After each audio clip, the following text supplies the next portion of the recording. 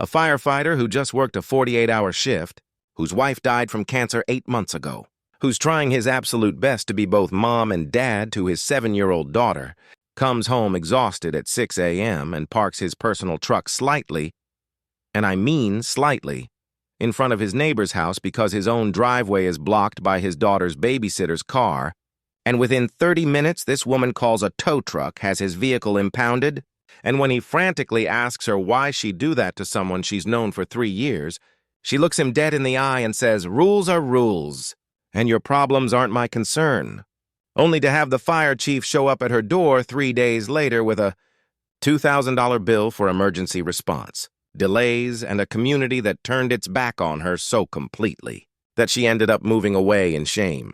But I need to back up and tell you this whole story, because it's not just about parking or towing or even Karen behavior. It's about what happens when you forget that your neighbors are human beings going through real struggles, and how one act of cruelty can reveal who someone truly is. So this story takes place in a middle-class suburban neighborhood outside Cleveland, Ohio, one of those tree-lined communities where everyone knows each other. Kids ride bikes in the street, people wave when they're mowing lawns, the kind of place where neighbors are supposed to look out for each other. The main person in this story is Jake Morrison, 34 years old, firefighter at Station 12 for the past 9 years, and honestly one of those genuinely good human beings that you meet maybe once in a lifetime. Jake's got short, dark blonde hair, kind eyes that look perpetually tired these days, athletic build from the physical demands of firefighting, and he's always wearing his Navy Department t-shirt with pride. But here's what you need to know about Jake to understand why this story hits so hard. 8 months before this incident, his wife Rachel died from ovarian cancer at age 32, leaving him alone to raise their 7-year-old daughter, Emma. Rachel's treatment wiped out their savings. The medical bills are still coming. Jake's working double shifts to keep their modest 2-story blue house and provide for Emma. And he's running on maybe 4 hours of sleep a night while trying to be the dad Emma deserves, while grieving a wife he thought he'd grow old with. I'm telling you this not for sympathy but for context, because what happens next only makes sense when you understand what this man is carrying. Drop a comment telling me where you're watching from, and don't forget to subscribe to Rayan Review 2.0 for more real emotional HOA stories. Now, Jake's neighbor 3 houses down is Stephanie Crawford, 49 years old, lives in the perfectly maintained beige brick ranch house with the manicured lawn that looks like it belongs in a magazine. And Stephanie is, how do I put this gently, the kind of person who measures her self-worth by how well she controls her environment. She's about 5'4", chubby build, dark brown bob with caramel highlights that she gets touched up every 3 weeks like clockwork. Always dressed like she's about to have lunch at a country club even though she's just going to the grocery store. Today she's wearing a burgundy red blouse that's unbuttoned low enough to show significant cleavage, navy cardigan draped over her shoulders, white capri pants, burgundy flats, gold jewelry including this thick chain necklace and diamond tennis bracelet that she adjusts constantly, reading glasses hanging on a gold chain around her neck.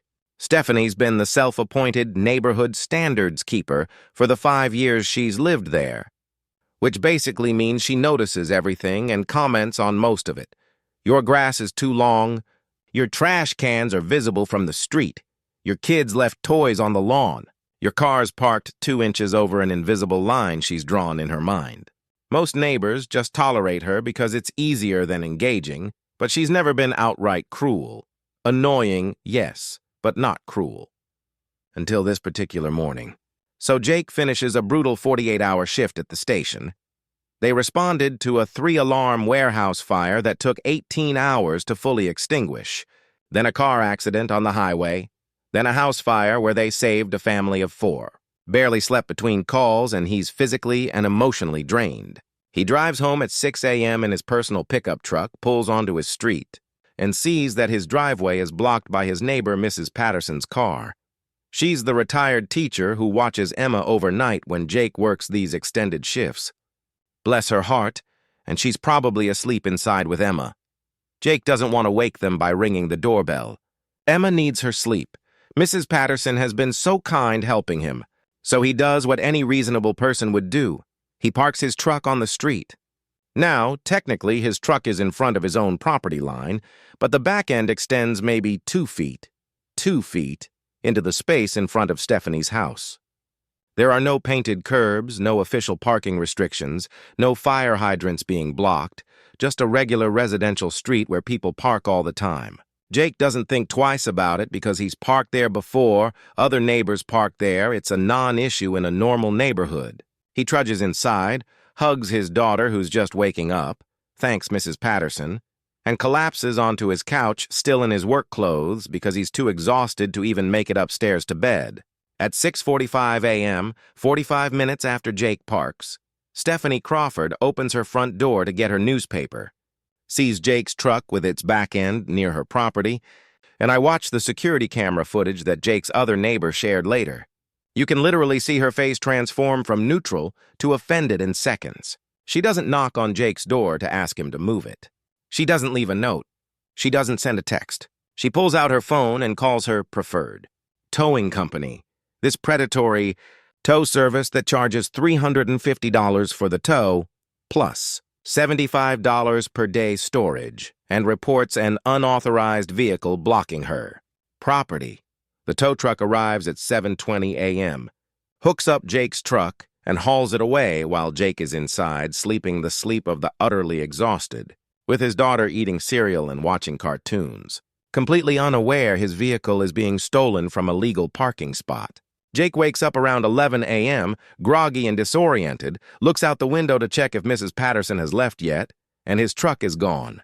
Just gone. His first thought is it was stolen. This is his work truck, has his tools, his daughter's car seat, his late wife's belongings he hasn't been able to remove from the glove compartment yet.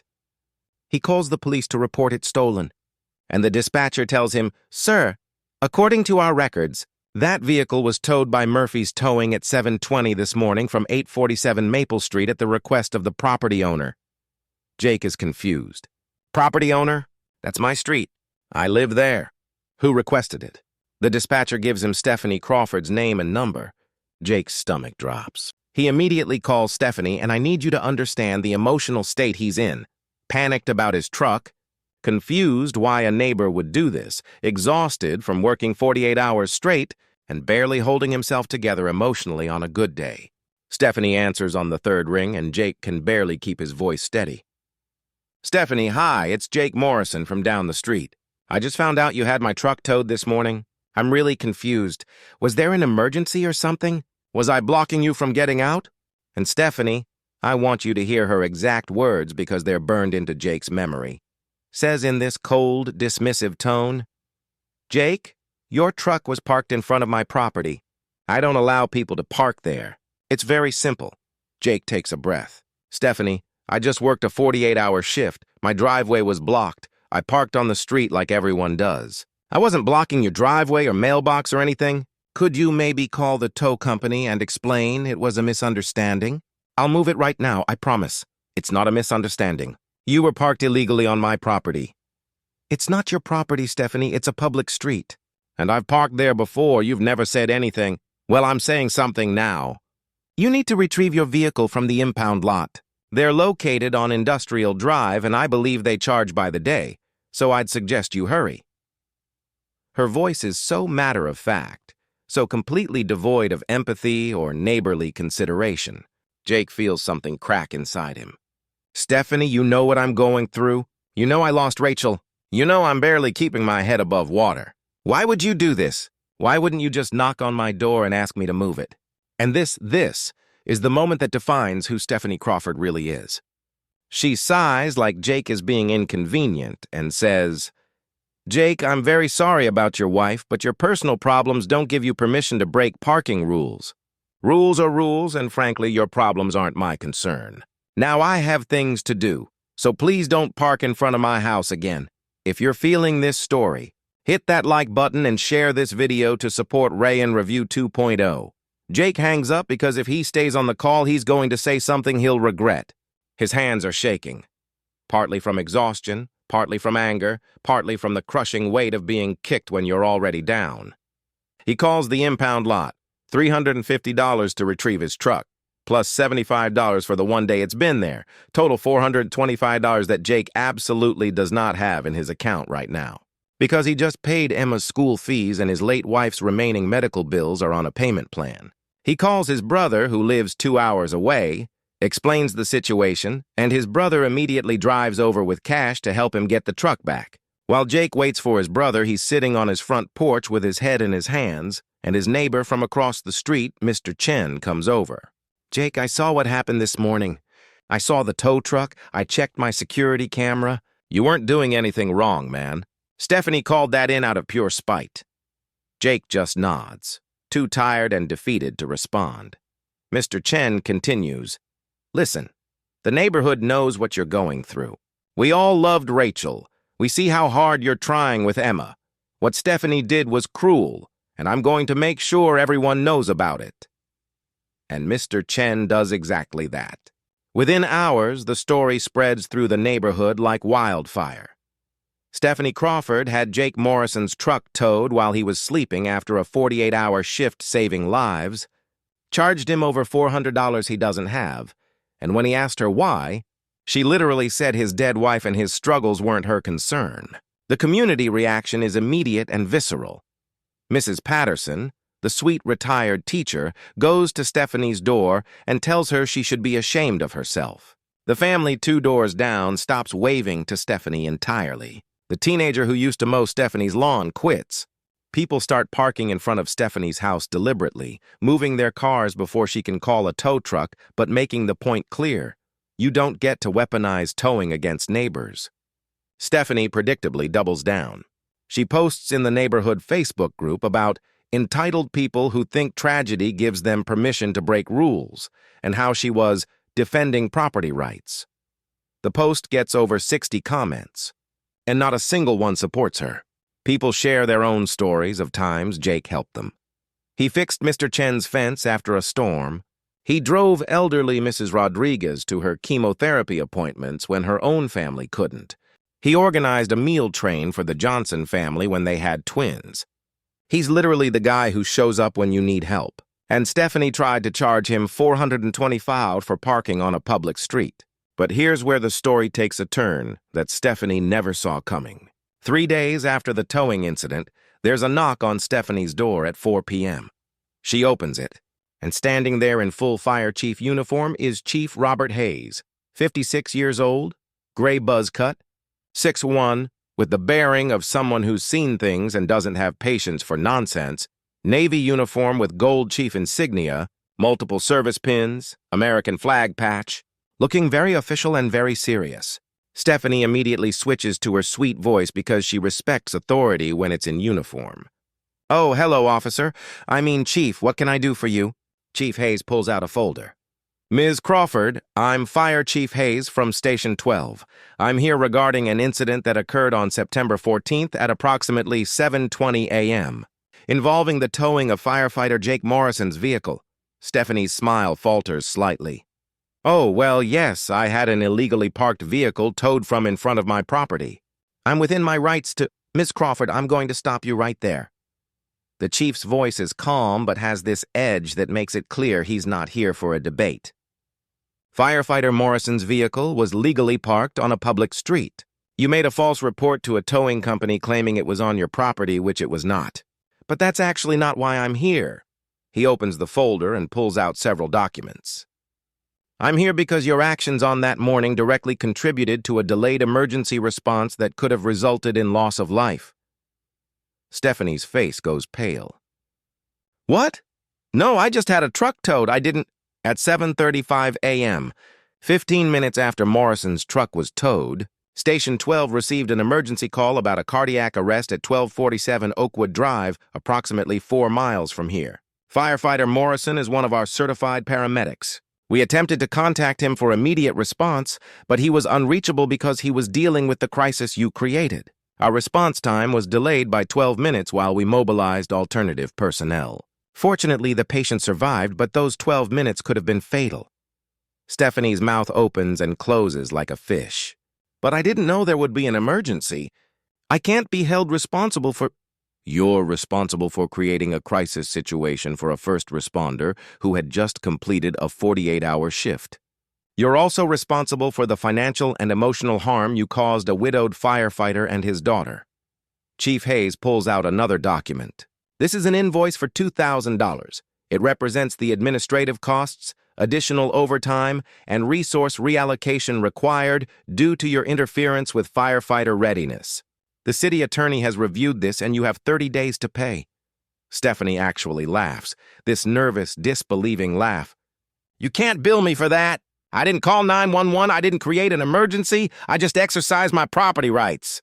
Miss Crawford, you interfered with emergency services personnel. That has consequences. You can pay the invoice or you can dispute it in civil court, but I promise you that won't go well for you. Every firefighter at Station 12 will testify about Morrison's character and dedication. Every neighbor on this street will testify about your pattern of behavior. And the local news will be very interested in the story of a woman who cost a widowed firefighter $425 and nearly cost someone their life because she was upset about a legally parked truck. Want to hear more life-changing HOA tales every week? Subscribe to Rayan Review 2.0 and never miss the next twist. Chief Hayes hands her the invoice, and Stephanie just stands there holding it. Her burgundy blouse suddenly looking less put together, her gold jewelry less impressive, her carefully constructed image of being a concerned citizen crumbling around her. But that's not fair, she whispers. I was just enforcing standards. I was just trying to keep the neighborhood nice. And Chief Hayes, with the wisdom of someone who spent 30 years responding to real emergencies and real tragedies, looks at her with something between pity and disappointment. Miss Crawford, nice neighborhoods aren't built on rules. They're built on people caring about each other. Jake Morrison's wife died less than a year ago. He's raising his daughter alone, working himself to exhaustion to provide for her, and serving this community by running into burning buildings when everyone else is running out. And when he needed grace, when he needed just a tiny bit of human compassion from a neighbor, you chose to punish him. That's not enforcing standards. That's cruelty. And cruelty always has a cost. He turns to leave, then pauses. One more thing. Jake didn't ask me to come here. He doesn't even know I'm here. He would probably tell me not to do this because he's that kind of person. He'd rather absorb the hit than cause problems for others. But I'm not built that way. When someone comes after one of my firefighters, especially one who's already lost so much, I don't let it slide. You have 30 days. And he walks away, leaving Stephanie standing in her doorway holding a $2,000 invoice and the crushing realization that she severely miscalculated. Here's what happened in the aftermath. Stephanie tried to fight the invoice. She hired a lawyer who told her she'd lose, and it would cost more than $2,000 in legal fees. She tried to get support from the HOA, except there is no HOA on that street, just a neighborhood association with no actual authority, and they wanted nothing to do with her after what she'd done. She tried posting on social media about being bullied by city officials, but people found her post and flooded it with the full story, and she ended up deleting all her social media accounts. She paid the $2,000 after 28 days, probably hoping people would forget about it. They didn't forget. The neighborhood never quite forgave her. People were polite but cold. Kids stopped playing in front of her house. When she'd walk her dog, conversations would stop. She went from being the annoying neighbor everyone tolerated to the woman who tried to destroy a grieving firefighter over a parking spot. 6 months later, she put her house up for sale and moved to a different town where nobody knew the story. Meanwhile, Jake Morrison kept being Jake Morrison. When he found out about the $2,000 invoice, he actually called Chief Hayes and asked him to cancel it because Stephanie's just a sad person who needs control, and I don't want to make her life harder. Chief Hayes refused, told Jake that some lessons need to be learned the expensive way, and donated his own money to replace what Jake had paid the tow company. The neighborhood started a small fund to help with Emma's school expenses, which Jake tried to refuse until they told him, "You've helped all of us. Let us help you. Emma's doing great. By the way, she's in 2nd grade now, loves drawing pictures of fire trucks, tells everyone her dad is a hero, which makes Jake tear up every time." And Jake started going to a grief support group, which is helping him process Rachel's loss in healthier ways.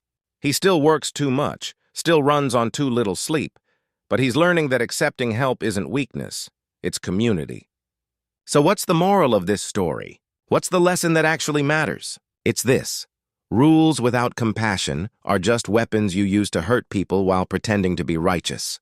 Stephanie Crawford saw her neighbor struggling, saw a man who'd lost his wife and was barely keeping his head above water, and instead of offering grace, instead of just knocking on his door and saying, "Hey, could you move your truck when you get a chance?"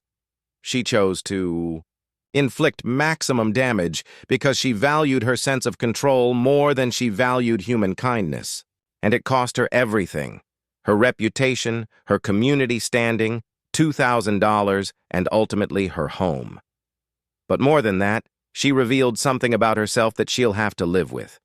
When given the choice between compassion and cruelty, she chose cruelty.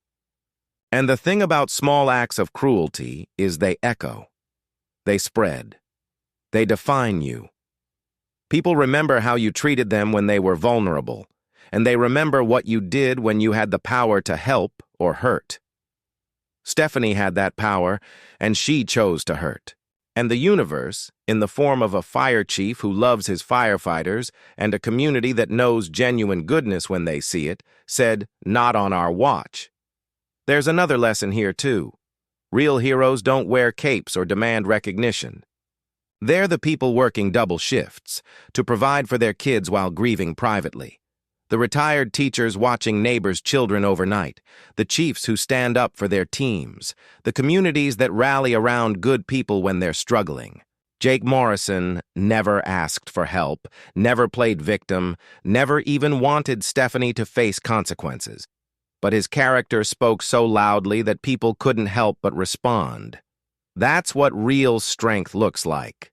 Not controlling every parking space on your street, but enduring impossible grief while still showing up for your community. So the next time you're faced with a choice between enforcing a rule and extending grace, ask yourself, what kind of neighbor do I want to be? What kind of person do I want to be? Because we're all going to face struggles. We're all going to need grace at some point, and the mercy you show others might just be the mercy that comes back to you when you need it most. Stephanie Crawford learned this lesson the hard way, at the cost of $2,000 and her entire social life. Don't be Stephanie. Be the person who knocks on the door. Be the person who offers help instead of punishment. Be the person who remembers that behind every parking violation, every minor inconvenience, every deviation from the rules, there's a human being who might be fighting a battle you know nothing about. Thanks for watching Rayan Review 2.0, where every story teaches a lesson. Like, share, and subscribe for more emotional neighborhood dramas. And maybe, just maybe, the next time your neighbor's car is parked slightly in front of your house, take a breath, remember Jake's story, and choose kindness over control. Because that's what real communities are built on, not rules, compassion.